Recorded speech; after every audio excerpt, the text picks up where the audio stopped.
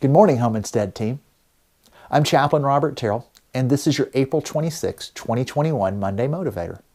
As I mentioned last week, Albert, the executive leadership team, and the key players are going through the attributes and behaviors of love the verb as we try to teach others about love the verb. And they're going through it by Albert writing a message each week and them doing some practices, and I thought we would join them.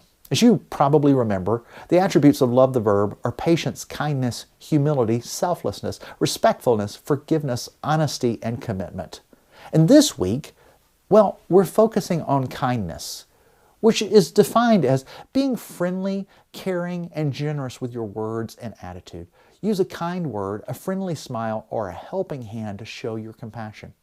When Albert wrote about this week, there was one quote that really stood out to me because of something that my coach said. Well, here's the quote from Albert. Kindness usually is free to give, simple to do, and impactful to both the receiver and the giver. Now, my coach, he was a football coach. I played football and basketball through high school until my ankle was busted up. But I had a coach who would regularly grab me by the face mask and say, Robert, actually, that's not true. He would say, Terrell, hustle doesn't require talent. Now, the reason he was saying this was I was a good player, but I played with some great players. One of the guys that was on my high school team ended up playing in the NFL for 8 years. I had many people who played in college, and I was good enough to start, but they were incredible.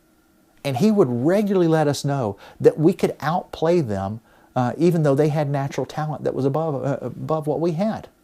Hustle is just something you do by lots of small actions. Hustle is giving your all the time.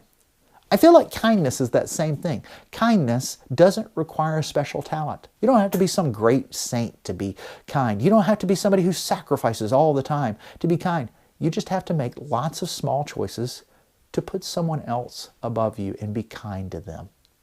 Kindness comes down to being the person who holds the door for others, the person who responds in a friendly manner when someone else is angry, the person who refuses to shout at another person even when they're shouting at you. I'd love to tell you that kindness always means the other person will respond wonderfully, but I can't tell you that. What I can tell you is it affects us no matter what happens. My faith teaches me in Proverbs 11:17 that a person who is kind benefits himself, but a cruel person hurts himself. I believe this is true. When we are kind, it benefits us. I think it benefits those around us also, but it definitely benefits us. My encouragement this week is to be kind. Be kind to those around you. As caregivers, you're going to have times where your client is frustrating, where your client may be angry at you, but respond in kindness, because in doing so, we're living out love the verb, and we're teaching others about it.